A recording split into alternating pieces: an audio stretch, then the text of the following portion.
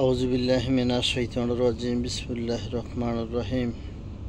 শুরু করছি মহান সৃষ্টিকর্তার নামে, যিনি পরম দয়ালু ও করুণাময়।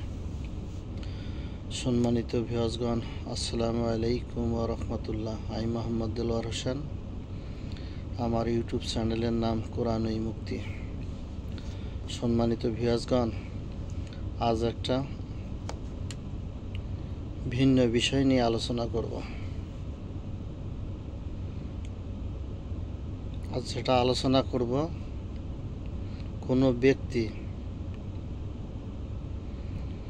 কোনো মেয়েকে পছন্দ করেছে, কিন্তু ওই মেয়ে বিয়েতে রাজি নেই। অর্থাৎ আপনার পছন্দের মেয়েকে বিয়ে করবেন কিভাবে, তার আমলটা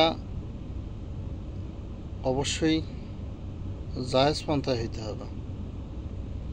কেউ যদি ভাবে অস্বাভাবিক কিছু করবে, তাকে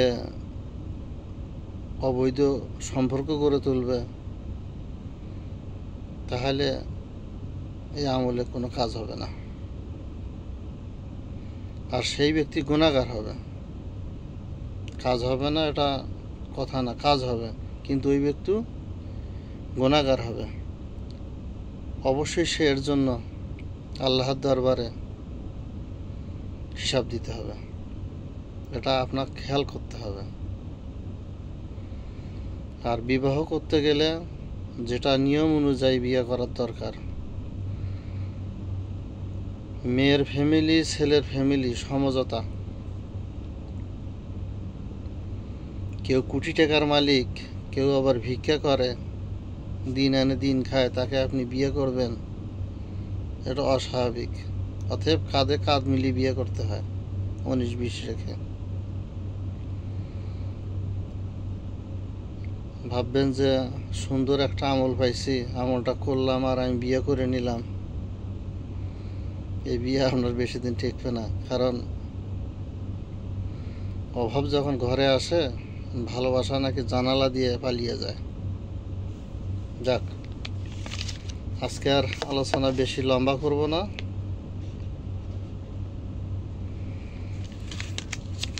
বৈধ পন্থায় কেউ যদি বিবাহ করতে চায়, অর্থাৎ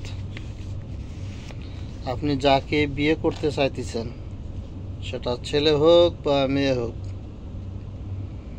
যে আমলটা করবে, যদি ছেলে আমল করে, কোনো মেয়েকে তার ফ্যামিলি থেকে পছন্দ করছে, কারো পছন্দ, কিন্তু কোনো কারণে ওই মেয়ের ফ্যামিলি থেকে বিয়েতে রাজি হইতেছে না,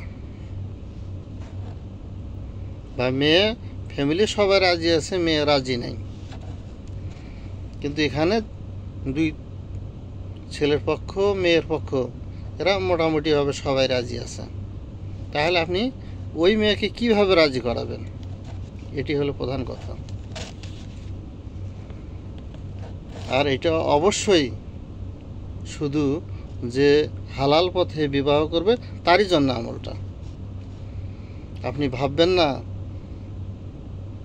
যে আমল পাইছি করলাম, আমি যে কাউকে বিয়ে করে নেব, সেটা আপনি গুনাহগার হবেন। অবশ্যই এটা বারবার আমি কথাটা বলে দিচ্ছি, যাতে যেন আপনাদের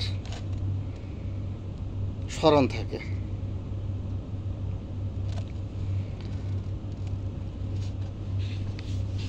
এখানে এই আমলটা করতে গেলে ওই মেয়ের নাম, মেয়ের মায়ের নাম লাগবে।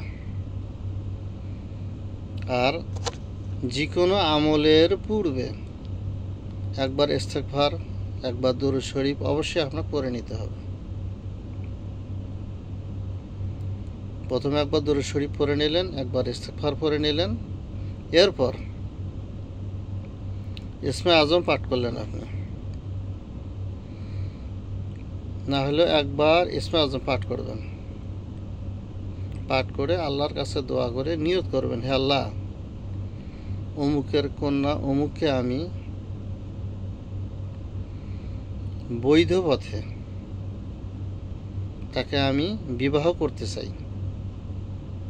হে আল্লাহ আপনি কবুল করুন, আমিন। এইভাবে আপনি নিয়ত করে নেবেন।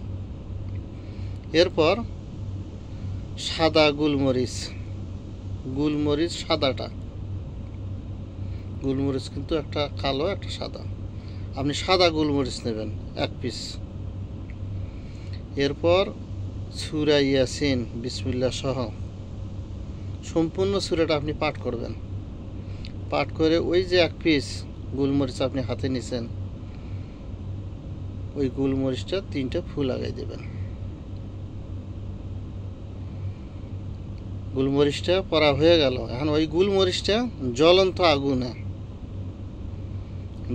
আগুনে ওইটা পুড়িয়ে দেবেন। আর ওই সময় বলবেন, অমুকের কন্যা অমুককে আমি বৈধ পথে বিবাহ করতে চাই। এইভাবে একটা নিয়ত করে নেবেন, অমুকের কন্যা অমুককে আমার বিবাহতে রাজি হোক, আল্লাহ তাকে রাজি করানো হোক, এই একটা নিয়ত করে নেবেন। এইভাবে আপনার করতে হবে 40 দিন। ইনশাল্লাহ 40 দিনের মধ্যেই আপনি ওই মেয়েটাকে বিবাহ করতে পারবেন বৈধ পথে, এবং এতে সবাই রাজি থাকবে।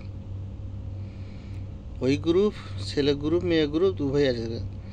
এটা বললাম ছেলের বিষয়, ছেলে কিভাবে বিয়ে করবে এটা বললাম। আবার একই পন্থায় যদি কোনো মেয়ে কোনো ছেলেকে পছন্দ করে যে আমি ওই ছেলেটা আমার পছন্দের, কিন্তু তারা রাজি হইতেছে না, সে রাজি হইতেছে না অথবা তার ফ্যামিলি রাজি হইতেছে না, তখন এই একই আমলটা করতে পারবেন। এই একই নিয়মে একটা সাদা গোলমরিচ নেবে, ছেলে হলে তার বাবার নাম বলতে হবে, অমুকের ছেলে অমুককে আমি বৈধ পথে বিবাহ করতে চাই, এরকমভাবে বলতে হবে। হে আল্লাহ আপনি কবুল করুন, আমিন। একই নিয়ম, সূরা ইয়াসিন একবার পাঠ করবেন, 3টা ফুল লাগাই দেবেন। এরপর ওই সাদা গোলমরিচটা জ্বলন্ত আগুনে নিক্ষেপ করবেন, মানে পোড়া দেবেন। এইভাবে আপনি 40 দিন করবেন। ইনশাআল্লাহ আল্লাহ যদি সহায় হয় 40 দিনের মধ্যেই আপনাদের কাজ কমপ্লিট হয়ে যাবে। 40 দিনের মধ্যেই রাজি হয়ে যাবে এবং বিবাহ হয়ে যাবে। তবে আমি বারবার বলতেছি, এইটা কখনো অবৈধ পন্থায় প্রয়োগ করবেন না, যাতে আপনি গুনাহগার হয়ে যাবেন, আপনার আমল নষ্ট হয়ে যাবে, আপনি জিনাকারের খাতায় আল্লাহর দরবারে উঠতে হবে। এটা আপনি খেয়াল করবেন। অতএব কাজটি আপনি অবশ্যই বৈধ পথে করবেন। যদি আপনি বিবাহ করতে চান হালাল পথে বৈধভাবে, তাহলে কাজটা করবেন, তাছাড়া এই কাজটা করবেন না। আর এই আমল যারা করবে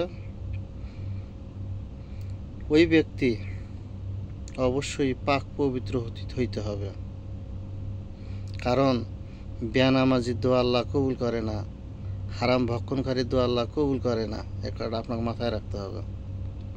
যাক, যারাই আমার আমল দ্বারা উপকৃত হতে চান, ফায়দা নিতে চান, তারা অবশ্যই আমার চ্যানেলটাকে সাবস্ক্রাইব করবেন, শেয়ার করবেন, কমেন্ট করবেন। যারা আমার চ্যানেলকে সাবস্ক্রাইব করবে না, শেয়ার করবে না, কমেন্ট করবে না, তারা এই আমলে কোনো উপকার পাবে না, তাদের কোনো কাজে আসবে না।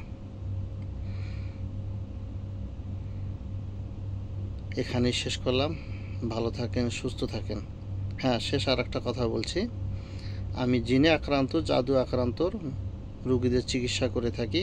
কেউ যদি চিকিৎসা নিতে চান, গ্যারান্টি সহকারে চিকিৎসা করে দেবো, আমার সাথে যোগাযোগ করবেন। আসসালামু আলাইকুম ওয়া রাহমাতুল্লাহ, ফি আমানিল্লাহ।